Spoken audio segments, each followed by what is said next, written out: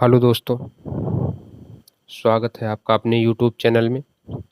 आज हम सभी प्रतियोगी परीक्षाओं को ध्यान में रखते हुए संधि के बारे में पढ़ेंगे। संधि क्या है, संधि के भेद कितने हैं। तो सबसे पहले हम जानते हैं कि संधि क्या है और इसके भेद कौन कौन से हैं। चलिए शुरू करते हैं बिना देर किए। संधि संधि शब्द बना कैसे, सबसे पहले तो ये जान लेते हैं। यह भी आजकल परीक्षाओं में प्रश्न आने लगा है। तो संधि शब्द में सम उपसर्ग लगा है, धा धातु लगी है और की प्रत्यय लगा है। यानी संधि शब्द सम उपसर्ग, धा धातु और की प्रत्यय के योग से बना है। अब आगे देखते हैं। संधि संधि का अर्थ ही होता है दोस्तों मेल या जोड़। इसकी परिभाषा देख लेते हैं। परिभाषा है दो वर्णों के मेल से जो विकार या परिवर्तन होता है उसे हम क्या कहते हैं, संधि कहते हैं। दो वर्णों के मेल से जो विकार या परिवर्तन होता है उसे हम संधि कहते हैं। संधि के तीन भेद होते हैं। नंबर 1 स्वर संधि, नंबर 2 व्यंजन संधि और नंबर 3 विसर्ग संधि।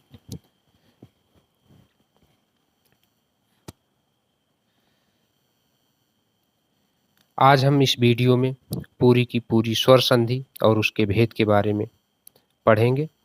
एक ही वीडियो में पूरी स्वर संधि हम कंप्लीट कर लेंगे। नंबर 1 स्वर संधि। स्वर संधि कहते किसे हैं?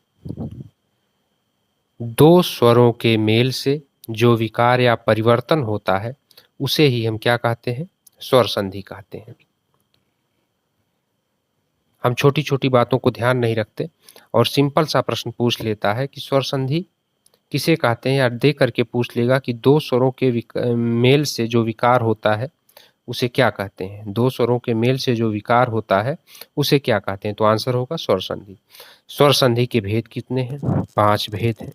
दीर्घ संधि, गुण संधि, वृद्धि संधि, यण संधि और अयादि संधि।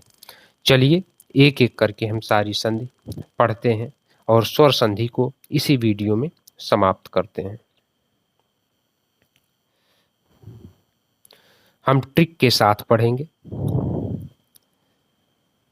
बिल्कुल आप एक बार संधि यहाँ से पढ़ लीजिए, दोबारा आपको संधि पढ़ने की जरूरत नहीं पड़ेगी।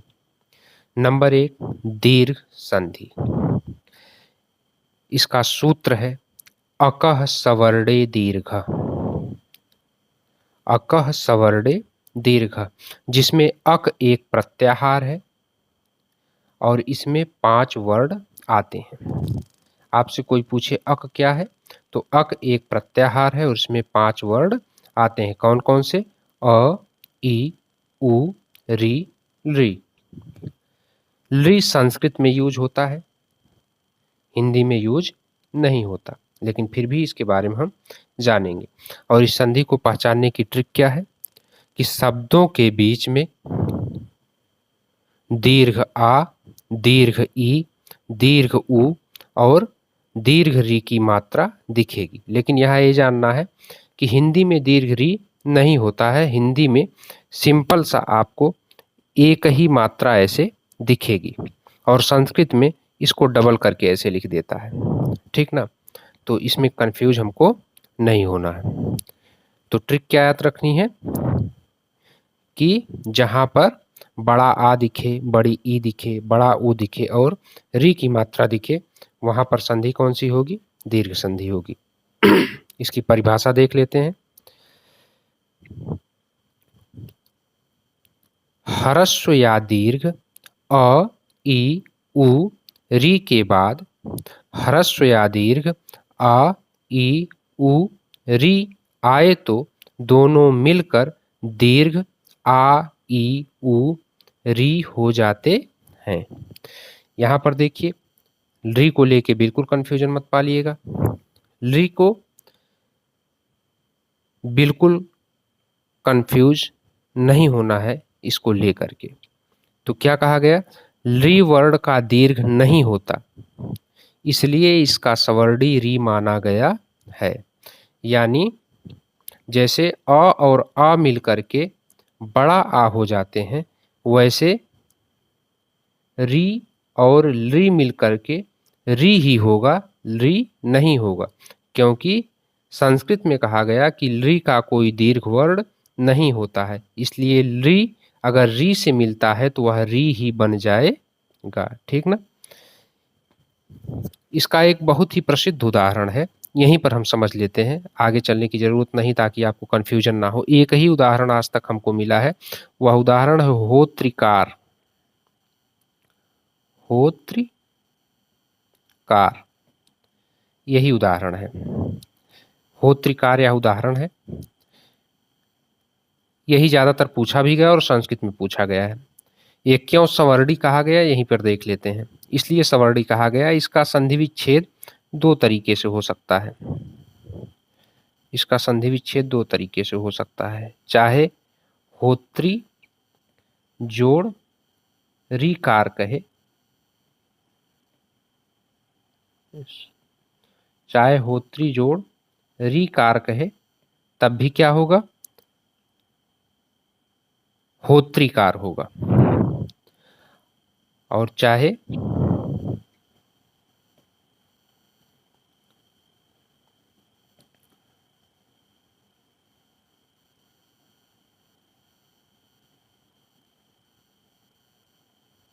होत्री जोड़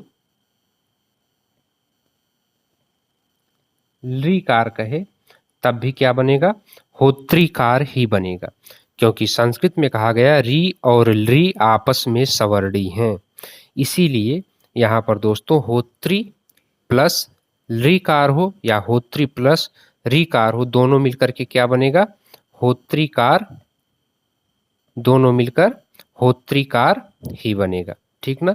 और एकमात्र उदाहरण है जिसका संधि विच्छेद दोनों तरीके से पूछ लेता है। तो अगर आपको होत्री प्लस रीकार मिले तब भी दीर्घ संधि होगी, और होत्री प्लस रीकार मिले तब भी दीर्घ संधि होगी। तो इसमें कंफ्यूज मत होइएगा। कभी कभी संस्कृत की जब संधि बनाता है तो हमको कंफ्यूज करने के लिए होत्री प्लस रीकार ना दे करके होत्री प्लस लीकार दे देता है और हम गलत करके चले आते हैं। ठीक ना। अब आगे नियम को हम समझते हैं, आगे देखते हैं।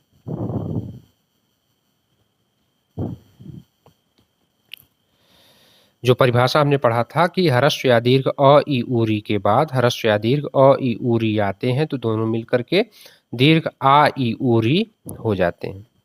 अब देखिए, एक होता है पूर्व वर्ण और एक होता है परवर्ण। ये पूर्व वर्ण है और ये परवर्ण है। ठीक ना। तो धन के बाएं साइड पूर्व वर्ण, धन के दाएं साइड परवर्ण। ठीक ना। परिभाषा कही कि दोनों तरफ समान वर्ण आएंगे तो उसका दीर्घ हो जाएगा। ठीक। अब यहाँ पर हमको देखना है, चाहे ह्रस्व आ आए चाहे दीर्घ आ आए, लेकिन दोनों मिलकर के क्या होगा, दीर्घ ही हो जाएगा। तो आ और आ मिलकर के दीर्घ आ, ई और ई मिलकर के दीर्घ ई, ऊ और ऊ मिल के दीर्घ ऊ, री और री मिल के री बनेंगे, चाहे री और री मिल करके भी क्या बनेंगे, री बनेंगे, जैसा कि हमने होत्रिकार में समझ लिया। और एक मात्र ही उदाहरण मिलता है जिसमें री वाला, बाकी में सब जगह री ही लगा होता है। आगे हम देखेंगे तो समझ में आ जाएगा। चलिए उदाहरण देखते हैं, एक क्रम से देखेंगे।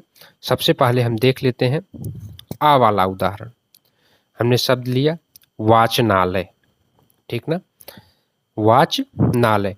तो सबसे पहले हमने क्या कहा कि ट्रिक में अगर कहीं बड़ा आ दिख जाए, बड़ी ई दिख जाए, बड़ा ऊ दिख जाए और री की मात्रा दिख जाए तो समझ लीजिएगा कि संधि कौन सी होगी, दीर्घ स्वर संधि होगी। तो यहाँ पर हमको क्या दिखाई दे रहा है, बड़ा आ की मात्रा दिखाई दे रही है। अब जहाँ पर आ की मात्रा लगी है तो हम 99% श्योर हो जाए कि यह दीर्घ संधि ही होगी। 1% में अपवाद हो सकता है। तो जहाँ से ये मात्रा लगी हमको वहीं से तोड़ना होता है। और तोड़ने का मतलब इतना ध्यान रखना है संधि विच्छेद करते टाइम कि संधि विच्छेद में दीर्घ संधि का नियम कहता है कि दोनों तरफ समान स्वर आना चाहिए। तो दीर्घ आ है, इसका मतलब ये प्लस लगा देंगे हम, और प्लस के इधर भी आ होना चाहिए। ये चाहे ह्रस्व हो चाहे दीर्घ हो, और प्लस के इधर भी आ होना चाहिए, चाहे ह्रस्व हो चाहे दीर्घ हो, इससे मतलब नहीं होता। यह कैसे समझ में आएगा? जब हम ढेर सारा उदाहरण करेंगे तब समझ में आएगा। और यह कैसे समझ में आएगा? यह ऐसे समझ में आएगा कि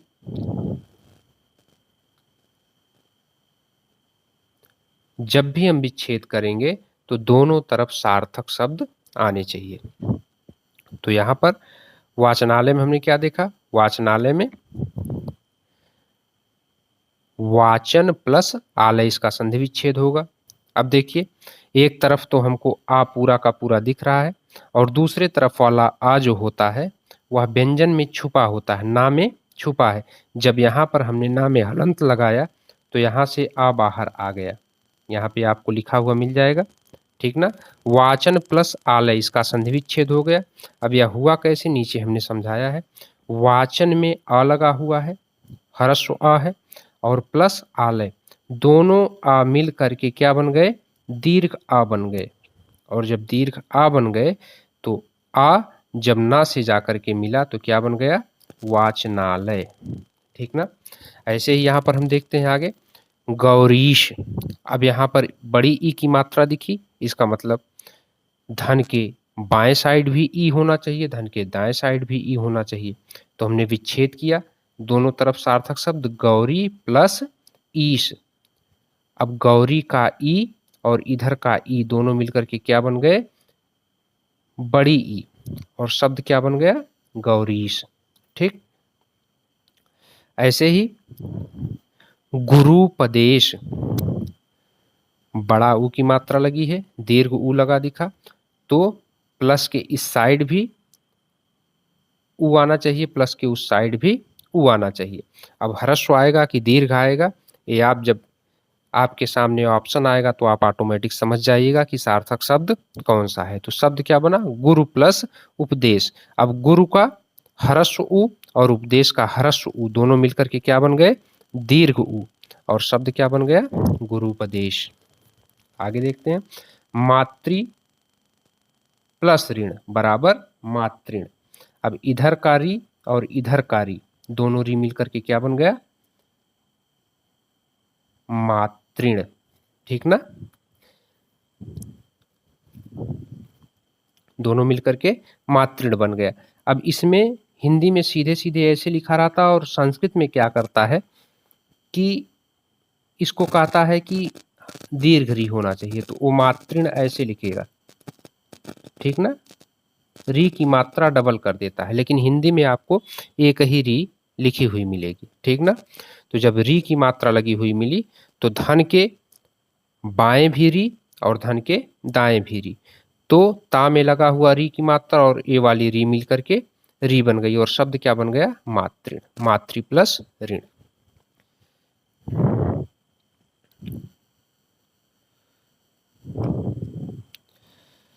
आगे चलते हैं, फिर से ट्रिक ध्यान रखिएगा कि शब्दों के बीच में अगर बड़ा आ दिखे, बड़ी ई दिखे, बड़ा ऊ दिखे और री की मात्रा दिखे तो समझ जाना है कौन सी संधि होगी? दीर्घ स्वर संधि होगी। अगला देखते हैं, अगली संधि है गुण संधि। इसका सूत्र है, पूछ लेता है, ध्यान रखना है हमको, आद गुणा, ठीक ना, ये सूत्र ध्यान रखना है। अब सूत्र से हम कैसे समझ लेंगे कि सूत्र में क्या होता है? तो फिर से वही आती है, एक पूर्व वर्ण होता है, एक पर वर्ण होता है। धन के बाएं साइड वाला पूर्व वर्ण और धन के दाएं साइड वाला पर वर्ण, ठीक ना। अब यहां पर ध्यान रखना है कि अगर ए कहीं दिखे तो समझ जाना है कि ए कैसे बना है? आ प्लस ई, मतलब चाहे ह्रस्व आ आए, चाहे दीर्घ आ आए, चाहे दीर्घ ई आए, चाहे ह्रस्व ई आए, कोई भी आए, मतलब पूर्व वर्ण ह्रस्व आ होगा या दीर्घ आ होगा और पर वर्ण ई अथवा ई होगी, तो मिलकर के क्या बन जाएगा? ए बन जाएगा। अगर ओ है तो पूर्व वर्ण इसका हमेशा निर्धारित होगा, आ अथवा आ ही आएगा। गुण संधि में पूर्व वाला वर्ण आ अथवा आ ही आएगा, केवल बाद वाला वर्ण धन के दाहिने साइड वाला वर्ण बदल जाएगा। तो ओ अगर कहीं पर आपको दिखे तो पूर्व वर्ण आ अथवा आ होगा और पर वर्ण उ अथवा उ होगा। आ जोड़ उ के योग से क्या बनेगा? ओ बनेगा। और आ जोड़ री के योग से क्या होगा? अर होगा। आ जोड़ री के योग से क्या होगा? अल होगा। ठीक ना? आ जोड़ी से ए बनेगा, आ जोड़ू से ओ बनेगा, आ जोड़ री से अर का उच्चारण होगा और आ जोड़ री से अल का उच्चारण होगा। ठीक ना? यहीं से इसकी ट्रिक भी निकल जाएगी। आगे देखते हैं हम, अभी आपको समझ में आ जाएगा जब आप उदाहरण देखेंगे तो। इसका ट्रिक देख लीजिए। ट्रिक क्या कहता है कि जहां भी गुण संधि होगी वहां ए की मात्रा ओ की मात्रा होगी और अर और अल का उच्चारण होगा। जहां पर ए की मात्रा लगी दिख जाए, ओ की मात्रा लगी दिख जाए, तो समझ जाना है कि 99% चांस है कि यह क्या होगा? गुण संधि होगी। और जिस शब्द के उच्चारण में अर का उच्चारण हो, बोलने पर कोई शब्द हम बोलें और बीच में अर आ जाए तो वहां पर क्या होगा? गुण संधि होगी। और किसी शब्द को बोलने में अल का उच्चारण हो जाए तो वहां पर भी क्या होगी? गुण संधि होगी। ठीक ना? आगे देखते हैं इसका उदाहरण, अभी आपको बिल्कुल क्लियर हो जाएगा। हम सब उदाहरण अलग अलग डिवाइड करके लिखे हुए हैं। तो सबसे पहला उदाहरण हम देखते हैं, आ प्लस ई वाला उदाहरण, यानी ए वाला उदाहरण हम देखते हैं। शब्द आया सुरेश, जैसे ही ए की मात्रा दिखी, आप क्या कहेंगे कि यहाँ तो कौन सी संधि है? गुण स्वर संधि है। ए की मात्रा दिखी, आपने बोला कि ये गुण संधि है। ठीक ना? अब तो आप देख करके पहचान गए। अगर मान लीजिए सुरेश दे दिया तो आप कहे कि ए की मात्रा लगी है, यह गुण संधि है। ठीक ना? यह गुण संधि है। अब मान लीजिए कि ये नहीं पूछता है, आपसे पूछ लेता संधि विच्छेद क्या है। ठीक ना? तो आप क्या पढ़े? जहां पर ए लगा होगा तो वहां पर क्या समझना है कि ये किससे बना है? अ जोड़ ई से बना है। अब वो चाहे ह्रस्व हो चाहे दीर्घ हो, बस हमको क्या ध्यान रखना है कि यह किस पे डिपेंड करेगा कि छोटा आ आएगा कि बड़ा आ आएगा, छोटी ई आएगी कि बड़ी ई आएगी। यह कैसे पता चलेगा? जब हम विच्छेद करेंगे, हमारे सामने उदाहरण होगा और हमारे सामने ऑप्शन होगा तो हम जान जाएंगे कौन सा शब्द सार्थक है, कौन सा शब्द निरर्थक है। तो क्या हो गया? सुरेश। ठीक, हमको पता चल गया कि यहाँ ए है तो धन के बाएं साइड यानी पूर्व वाला वर्ण अ अथवा आ ही होगा और बाद वाला वर्ण ई अथवा ई ही होगा। ठीक ना? तो हमने इसका विच्छेद किया। विच्छेद क्या हुआ? सुर जोड़ ईस, सुर प्लस ईस।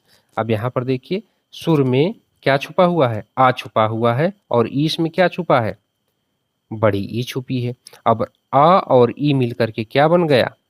ए बन गया और शब्द क्या बना? सुरेश। तो संधि विच्छेद क्या हुआ? संधि विच्छेद हुआ सुर प्लस ईस। सुर में आ छुपा है और ईस में ई छुपा है, दोनों मिलकर के क्या हो गए?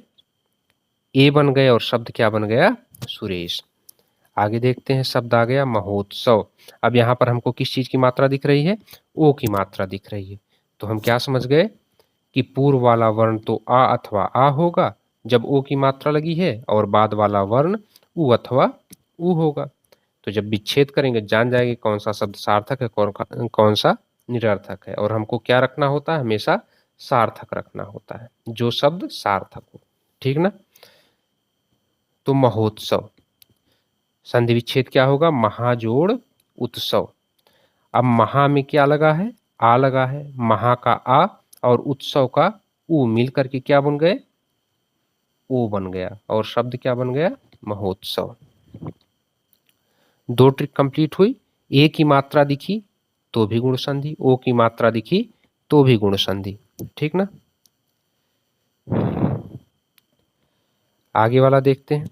अब देखिए, हमने कहा था कि ए की मात्रा दिखे तो गुण संधि, ओ की मात्रा दिखे तो गुण संधि, और कहीं पर अर का उच्चारण हो। जैसे हमने कहा महर्षि, सप्तर्षि, जलर्षि, तो हम अभी यहाँ ये सुनेंगे महर्षि। जब आप महर्षि बोल रहे हैं तो बीच में क्या सुनाई दे रहा है? महर, महर। अर का उच्चारण हो रहा है। तो जैसे ही आपको अर का उच्चारण सुनाई दे, आप क्या कह देंगे कि यह कौन सी संधि है? यह संधि है गुण संधि। ठीक ना? अर हो गया, महर्षि। अर सुनाई दिया, तुरंत आपके दिमाग में आ जाना चाहिए कि अर कैसे बना था? अ प्लस री से बना था। ठीक ना? अ प्लस री से क्या बना था? अर बना था। यानी प्लस के बाएं साइड हमेशा अ अथवा आ आएगा और प्लस के दाहिने साइड हमेशा री आएगी।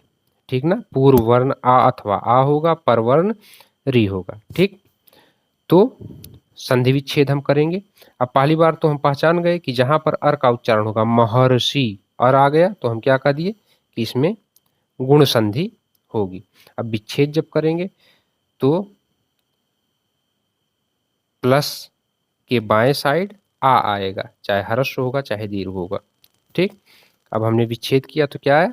महा, और प्लस के दाहिने साइड री आएगा तो हमने विच्छेद कर दिया महा प्लस ऋषि। तो महर्षि का संधि विच्छेद क्या हुआ? महा प्लस ऋषि। ठीक, अब ये महा प्लस ऋषि कैसे बना, नीचे समझ लेते हैं। अर कैसे बना इसमें से? तो महा का आ और ऋषि का री, आ और री मिल करके क्या बन गए? अर। ठीक, इसको हम कहते हैं आदेश हो जाना। आ और री से क्या हो गया? अर हो गया, और शब्द क्या बन गया? महर्षि। ठीक, अब हम समझ लेते हैं री वाला उदाहरण। ठीक, री वाला उदाहरण, तवल कार। देखिए, आप जब बोलेंगे तवल, बीच में क्या आ रहा है? अल आ रहा है। जैसे ही अल सुनाई दिया, हम क्या समझ गए कि कौन सी संधि होगी? या संधि होगी गुण संधि। ठीक ना? और विच्छेद करेंगे तो क्या करेंगे? पूर्व वर्ण हमेशा आ अथवा आ आएगा, और अल का उच्चारण हो रहा है बीच में तवल, इसलिए बाद वाला वर्ण क्या होगा? ली से शुरू होगा। तो हम विच्छेद किए तो क्या हो गया? तव जोड़ लीकार, तव प्लस लीकार, इसका संधि विच्छेद हो गया। और यह कैसे बना, नीचे समझ लेते हैं। तो तव का अ और लीकार का ली दोनों मिलकर के क्या हो गया? अ जोड़ ली क्या बन गया? अल, और शब्द क्या बन गया? तवल कार। तो हम क्या, तो ये हो गया गुण संधि का उदाहरण। कैसे पहचानेंगे? जहां पर ए की मात्रा दिखाई दी जैसे सुरेश, जहां पर ओ की मात्रा दिखाई दी जैसे महोत्सव, जहां पर उच्चारण करने पर अर सुनाई दी जैसे महर्षि, महर, जहां पर उच्चारण करने पर अल सुनाई दी जैसे तवलकार, तवल, तो वहां पर संधि कौन सी होगी? गुण संधि होगी। ए ओ और अल जहां दिखाई दे जाए वहां पर संधि गुण संधि। अगली संधि की तरफ चलते हैं। अगली संधि है हमारी वृद्धि संधि। तो वृद्धि संधि, इसका सूत्र है वृद्धि रेचि। सूत्र याद रखिएगा, पूछ लेता है कभी कभी। ठीक ना? पूर्व वर्ण, पूर्व वर्ण इसमें भी अ अथवा आ होगा, हमेशा पर वर्ण बदल जाएगा। तो अगर आपको अ की मात्रा दिखाई देती है और औ की मात्रा दिखाई देती है, पहले ट्रिक ही देख लीजिए। ट्रिक क्या है? अगर अ और औ की मात्रा दिखेगी तो संधि कौन सी हो जाएगी? वृद्धि संधि हो जाएगी। अब अ कैसे बना है?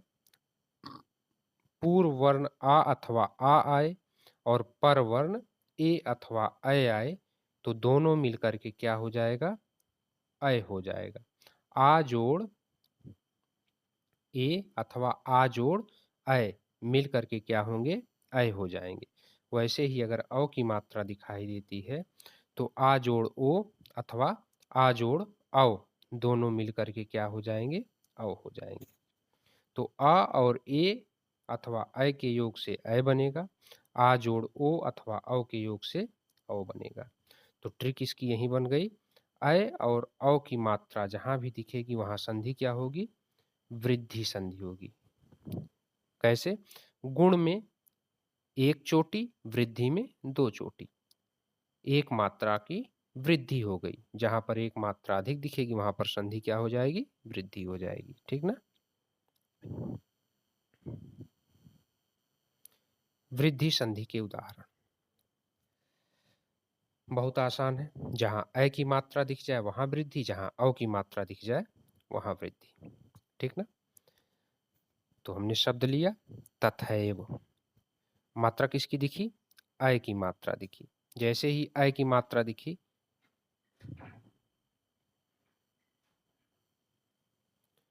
जैसे ही अ की मात्रा दिखी हम क्या समझ गए कि वृद्धि संधि है।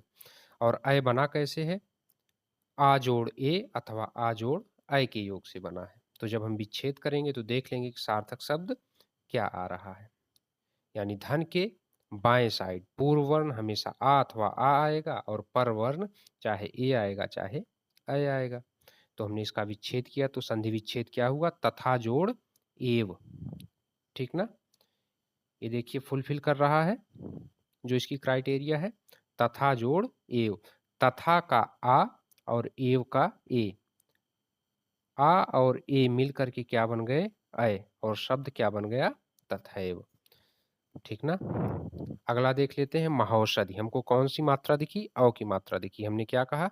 औ की मात्रा दिख गई, यहाँ तो वृद्धि संधि होगी। ठीक ना? मान लीजिए केवल पहचानने के लिए दे दिया तो आप तुरंत पहचान जाएंगे कि औ की मात्रा दिखी, यहाँ पर संधि कौन सी होगी? वृद्धि संधि होगी। अब इसका विच्छेद कर लेते हैं कि अगर औ की मात्रा दिखी है तो पूर्व वर्ण आ अथवा आ आएगा और बाद वाला वर्ण ओ अथवा औ आएगा। तो हमने संधि विच्छेद किया, संधि विच्छेद हुआ महा प्लस औषधि। अब देखते हैं कैसे बना। तो महा का आ और औषधि का औ, आ और औ दोनों मिलकर के क्या बन गया? संधि के नियम के हिसाब से औ बन गया और शब्द क्या बन गया? महौषधि। तो जहां पर अ दिखा और औ दिखा हमने क्या कह दिया? संधि कौन सी होगी? वृद्धि संधि होगी। चलिए अगली संधि पे चलते हैं बिना देरी किए। उम्मीद है आपको समझ आ रहा होगा। ये बहुत ही मजेदार संधि है, यण संधि। सूत्र है इको यड़चि। अब इसमें इसके नाम को ही देख करके ट्रिक हमेशा याद रखिएगा। यहाँ पर क्या आया है? नाम में या आया है, तो या अकेला नहीं चलता। जैसे कुछ लोगों की आदत होती है कि वो अकेले नहीं चलते, वो जब भी चलेंगे दो चार लोगों को साथ लेकर के चलेंगे। तो वही आदत क्या है? या की। तो यण संधि में पहले या आ गया तो इसने कहा कि हम अकेले नहीं जाएंगे, हमारे साथ व भी आएगा, हमारे साथ र भी आएगा और हमारे साथ ल भी आएगा। तो जैसे ही कहीं पर या दिख जाए, व दिख जाए, र दिख जाए और ला दिख जाए तो समझ जाना है कि संधि कौन सी होगी? यण संधि होगी। और याद कैसे रखेंगे कौन सी संधि है? आप कहेंगे कि या व र ला हमेशा साथ में आते हैं, तो जैसे ही या व र ला कहीं पर दिखे तो संधि क्या मार देनी है? यण संधि। ठीक ना? इसको समझने से पहले ट्रिक देख लेते हैं, आपको और जल्दी क्लियर हो जाएगा। ट्रिक क्या है? यदि किसी शब्द में या से पहले कोई आधा वर्ण दिखे, वा के पहले कोई आधा वर्ण दिखे और री किस रूप में दिखाई देगा? री त्र के रूप में दिखे और आपको ल दिखाई दे, तो क्या समझ जाना है? या संधि कौन सी होगी? यण संधि होगी। अब इसकी परिभाषा देख लेते हैं इसके सूत्र के हिसाब से। इको यड़चि। ठीक ना?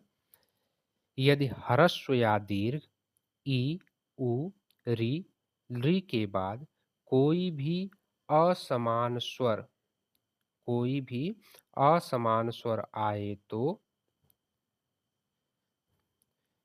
यहाँ पर असमान होना चाहिए, गलती से असमान लिखा गया है, ये होगा असमान। ठीक ना? ई उरीली के बाद कोई भी असमान स्वर आए तो ई के स्थान पर या हो जाएगा, उ के स्थान पर व हो जाएगा, री के स्थान पर र हो जाएगा और री के स्थान पर ला हो जाएगा। फिर से ट्रिक देखिए। किसी शब्द में या से पहले कोई आधा वर्ण दिखे, वा के पहले कोई आधा वर्ण दिखे और र किस रूप में दिखेगा? त्र के रूप में दिखेगा और ल दिखाई दे, तो समझ जाना है संधि कौन सी होगी? यण संधि होगी। जहाँ पर या व र दिखाई देगा वहाँ पर संधि यण होगी, बस आगे कोई आधा अक्षर लगा होगा। ठीक ना? चलिए उदाहरण से देखते हैं, अभी आपको क्लियर हो जाएगा।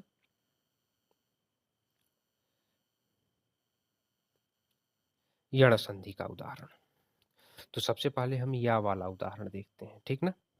अब या कैसे बना है, नियम क्या कहता है कि पूर्व वर्ण ई अथवा ई आए और बाद वाला वर्ण असमान स्वर हो, कोई भी स्वर आ जाए, मतलब ई और ई को छोड़ करके कोई भी स्वर आ जाए। तो धन के दाहिने साइड कोई असमान स्वर आए और धन के बाएं साइड यानी पूर्व वर्ण हमेशा ई अथवा ई हो, तो सब तो अक्षर क्या बन जाएगा, या बन जाएगा। ठीक ना? पूर्व वर्ण ई अथवा ई आए और बाद वाला कोई असमान स्वर आ जाए ई अथवा ई को छोड़ करके, तो क्या बन जाएगा, या बन जाएगा। शब्द हमने लिया इत्यादि। देखिए ट्रिक काम कर रहा है कि नहीं। हमने कहा था कि या से पहले कोई आधा वर्ण दिखाई दे, यहाँ या से पहले कौन सा आधा वर्ण दिखाई दे रहा है, आधा त दिखाई दे रहा है, आधा ता दिखाई दे रहा है ना या से पहले। तो ट्रिक क्या कहता था कि या से पहले कोई आधा अक्षर दिख जाए तो समझ जाइए कि संधि कौन सी होगी, यण संधि होगी। तो या से पहले जैसे ही आधा अक्षर दिखा हम समझ गए कि संधि क्या होगी, यण होगी। इसका संधि विच्छेद बहुत आसान है। मान लीजिए पहचानना तो जान गए आप कि या से पहले कोई भी आधा अक्षर दिखे तो संधि क्या होगी, यण संधि होगी। अब इसका जैसे ही हम विच्छेद करेंगे तो हमको क्या दिखाई दिया, या दिखाई दिया, और या से पहले आधा अक्षर भी दिख गया तो हमने कहा यण संधि होगी। अब जैसे ही या दिखाई दिया हमारे दिमाग में तुरंत आ जाना चाहिए कि या कैसे बना था, ई और किसी असमान स्वर के योग से। ठीक ना? ई और किसी असमान स्वर के योग से क्या बना था, या बना था। तो हमको तुरंत दिमाग में आ जाना चाहिए कि धन के पहले ई अथवा ई की ही मात्रा आएगी। तो हम संधि विच्छेद करेंगे, देखते हैं कि क्राइटेरिया फुलफिल करता है कि नहीं करता है। तो इत्यादि हमने संधि विच्छेद किया, तो संधि विच्छेद क्या हुआ, इति जोड़ आदि।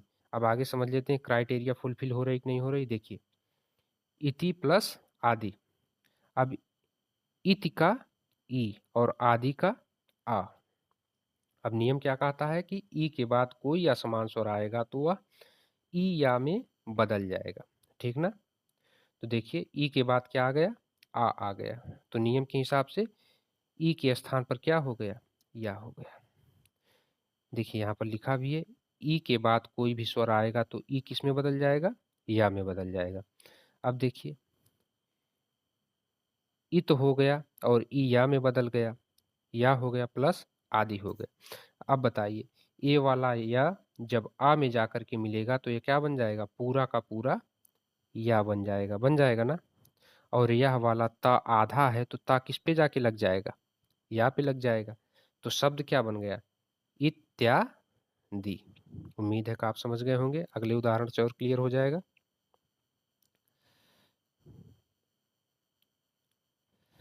अगला उदाहरण है वा वाला उदाहरण। अब देखिए इसमें भी ट्रिक काम कर रहा है कि नहीं कर रहा है। वा से पहले कोई आधा अक्षर दिख गया, दिखा ना, वा से पहले आधा सा दिखाई दे गया। तो जैसे ही वा से पहले आधा सा दिखाई दिया आपने क्या कहा कि यह संधि कौन सी होगी, यह संधि तो यण संधि होगी। तो जैसे ही वा से पहले आधा अक्षर दिखा तो आप पहचान गए कि यण संधि होगी। अब देखिए मान लीजिए यहाँ तक पूछ लिया कि स्वागत में कौन सी संधि है, तो आपने वा से पहले आधा अक्षर देखा और आपने कहा दिया यण संधि। अब मान लीजिए आपसे संधि विच्छेद पूछ लेता है तो क्या करना है। अब वह आपको दिखाई दिया, वा से पहले आधा अक्षर दिखाई दे दिया तो आप पहचान गए यण संधि होगी। तुरंत आपको यण संधि का नियम ध्यान में आ गया। क्या आ गया कि वाह है, तो वाह किससे बना है, उ प्लस किसी असमान स्वर के योग से, उ और किसी असमान स्वर के योग से। यानी प्लस के बाएं साइड उ अथवा उ आएगा और प्लस के दाहिने साइड बाद वाला वर्ण कोई भी असमान स्वर आएगा।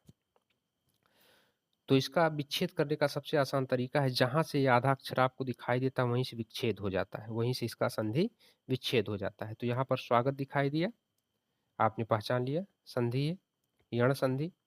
और स्वागत जब इसका संधि विच्छेद करेंगे तो आपको तुरंत ध्यान आ जाएगा कि वाह किसको आदेश होकर के बना है, उ के स्थान पर बना है। तो धन के पहले उ अथवा उ आएगा, तो हमने विच्छेद किया कहाँ से तोड़ा? जहाँ से यह आधा अक्षर जुड़ा था, तो क्या हो गया? सु हो गया, जोड़ आगत, सु जोड़ आगत, इसका संधि विच्छेद हो गया। देखिए अब यह नियम पूरा कर रहा है कि नहीं कर रहा है? स में उ की मात्रा लगी है, ए वाला उ और ए वाला अ। अब उ के स्थान पर क्या आदेश होगा? उ के बाद अगर कोई असमान स्वर आएगा तो उ क्या बन जाएगा? वा बन जाएगा।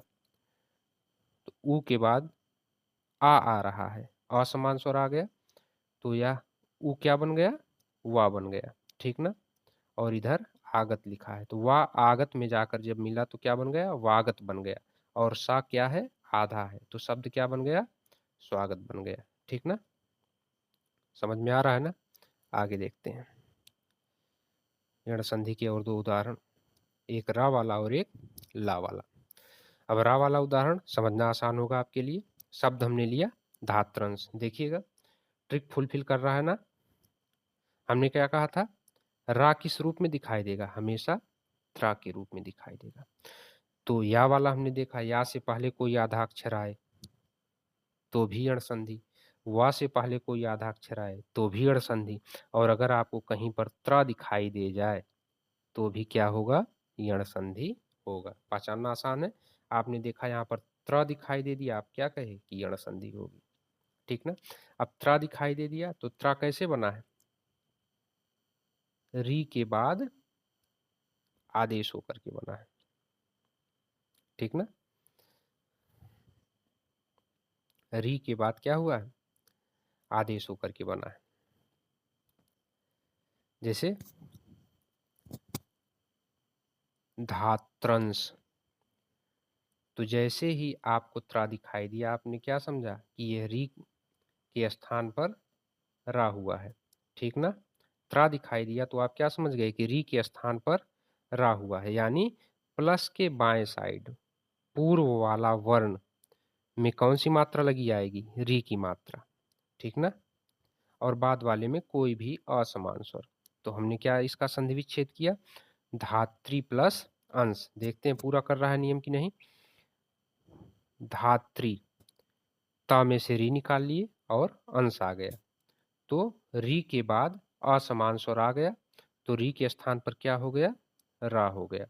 री के बाद कोई भी असमान स्वर आएगा तो किस में बदल जाएगा? रा में बदल जाएगा। तो री के बाद आ गया, असमान स्वर हुआ तो री किस में बदल गया? रा में बदल गया, और बाद में अंश लगा है, ठीक ना। अब रा जब आ में मिल गया तो ये हो गया रंस, और ये ता आधा है, तो ता और रा मिलकर के क्या बनते हैं? ता और रा मिलकर के बनते हैं त्रा। शब्द क्या बन गया? धात त्रंश, ठीक ना। आगे वाला ला वाला उदाहरण देख लेते हैं, क्लियर हो जाएगा। ला वाला, ली के स्थान पर ला का उदाहरण, ठीक ना। तो लाकृति, अब ला कैसे बना? ली के स्थान पर आया है, सिंपल सा है। हमने क्या कर दिया?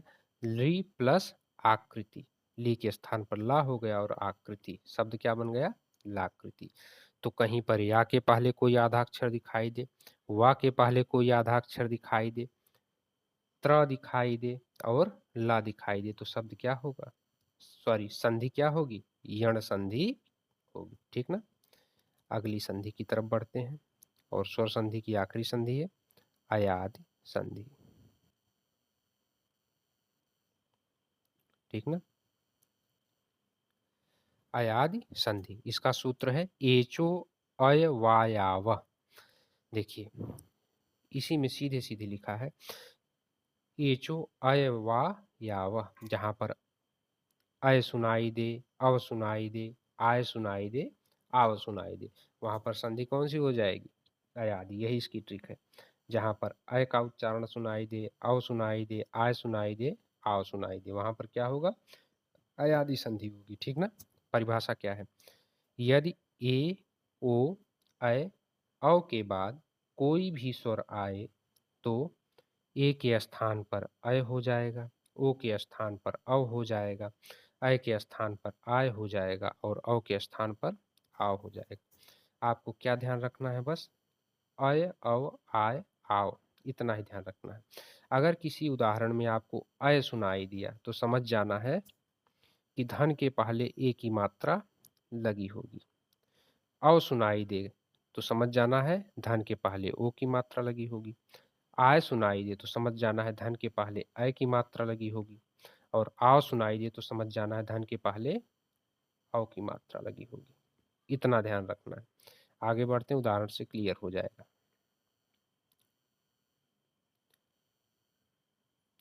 अयादि संधि का उदाहरण।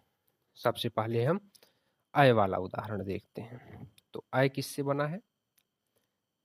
ए के बाद अगर कोई भी स्वर आ जाएगा तो क्या हो जाएगा? ए के स्थान पर अय हो जाएगा। और इसको पहचानेंगे कैसे? अगर उच्चारण करने में अय सुनाई दे रहा है तो समझ जाइए कि धन के पहले ए की ही मात्रा हम लगाएंगे संधि विच्छेद में। बस हमने शब्द लिया चयन, जैसे कोई और शब्द लेंगे नयन, ठीक ना? तो हमने यहाँ पर शब्द लिया है चयन। आप पढ़िए चयन, बीच में क्या सुनाई दे रहा है? चय, चय, अय सुनाई दे रहा है। तो जैसे ही आपको अय सुनाई दिया आप तुरंत क्या समझ गए? अय आदि संधि, जिसमें अय लगा हो, अव लगा हो, आय लगा हो, आव लगा हो, नाम में ही है अय आदि संधि, ठीक ना? तो अय सुनाई दिया चयन, चय, अय सुनाई दिया। जैसे ही अय आपको सुनाई दिया आपने अयादि संधि पहचान लिया। अब यहाँ तक तो पहचान क्लियर हो गई कि अगर अय सुनाई देगा तो संधि अयादि होगी, ठीक ना? अब मान लीजिए संधि विच्छेद देता है तो जैसे ही अय सुनाई दिया आप क्या समझ गए कि प्लस के पहले, ठीक, प्लस के पहले क्या आएगा? ए आएगा, ठीक।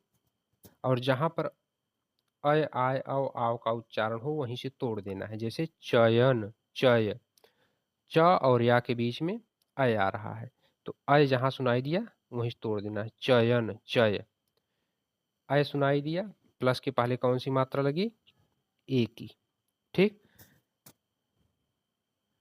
जहां पर अय का उच्चारण हुआ वहीं से संधि विच्छेद करना है, ठीक ना?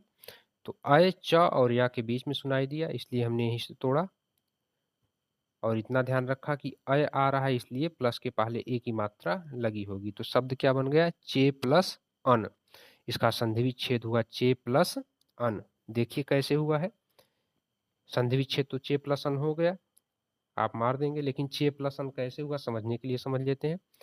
च में ए लगा है प्लस अन लगा है, ए के बाद कोई स्वर आया है तो ए के स्थान पर क्या आदेश हो गया है? अय हो गया है। च अय प्लस अन, देखिए यहाँ पर लिखा है ए के स्थान पर अय हुआ है क्योंकि ए के बाद कोई स्वर आया है तो ए के स्थान पर क्या हुआ है? अय हुआ है। चा में ए की मात्रा लगी है और जोड़ अन, तो ए के स्थान पर अय हो गया। च अ जोड़ अन, तो ए वाला या किस में मिल गया? आ में मिल गया, तो ये क्या बन गया? अयन। और ए वाला चा जब इस वाले आ में मिला तो ये क्या हो गया? पूरा हो गया। ये भी हलंत चा था यानी आधा चा था, तो इस वाले आ में मिला तो चा पूरा हो गया। ए वाला या इस वाले आ में मिला तो या पूरा हो गया। तो शब्द क्या बन गया? चयन। समझ में आया? अगला समझ लेते हैं। अगला है भवन। बीच में क्या सुनाई दिया? अव सुनाई दिया। भव, भव, भवन, अव सुनाई दिया। जैसे ही अव सुनाई दिया आप क्या समझ गए कि प्लस के पहले ओ की मात्रा लगा देंगे। और लगाएंगे कहाँ? जहां पर बीच में अव आएगा। तो अव कहाँ पे आ रहा है? अव आ रहा है जब हम बोल रहे हैं भव, भ और वा के बीच में अव आ रहा है यानी संधि विच्छेद भ और वा के बीच में ही होगा। तो हम कहाँ से तोड़ेंगे इसको?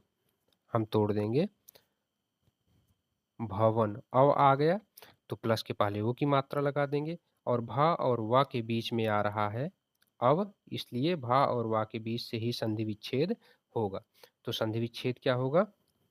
अव आया तो ओ की मात्रा लगेगी, क्या हो गया? संधि विच्छेद इसका हो गया भो जोड़ अन। अब देखिए यह नियम पूरा करता है कि नहीं करता, इसको समझ लेते हैं। संधि विच्छेद तो हो गया भो जोड़ अन।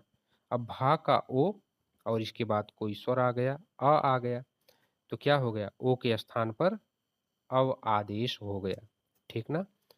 भ ओ के स्थान पर अव हो गया जोड़ अन। भा जब आ में मिला तो पूरा हो गया, वा जब आ में मिला तो पूरा हो गया, तो शब्द क्या बन गया, ओ के स्थान पर अव हुआ है। ठीक ना, ये समझ गए। भा वा में मिलके, भा आ में मिलके पूरा हो गया, और वह इस वाले आ में मिलके पूरा हो गया, शब्द क्या बन गया, भवन। समझ गए। आगे चलते हैं।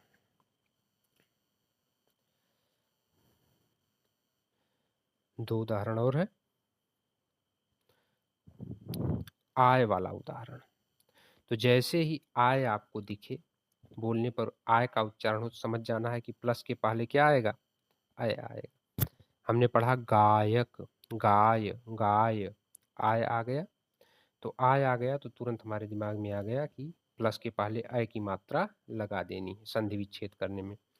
तो आय आ गया, गायक, आय आया, प्लस के पहले हम अय की मात्रा लगाएंगे और यहाँ से संधि विच्छेद करेंगे जहाँ से आय सुनाई दिया, गाय के बीच में आय आया है। ठीक ना, तो संधि विच्छेद यहीं से होगा।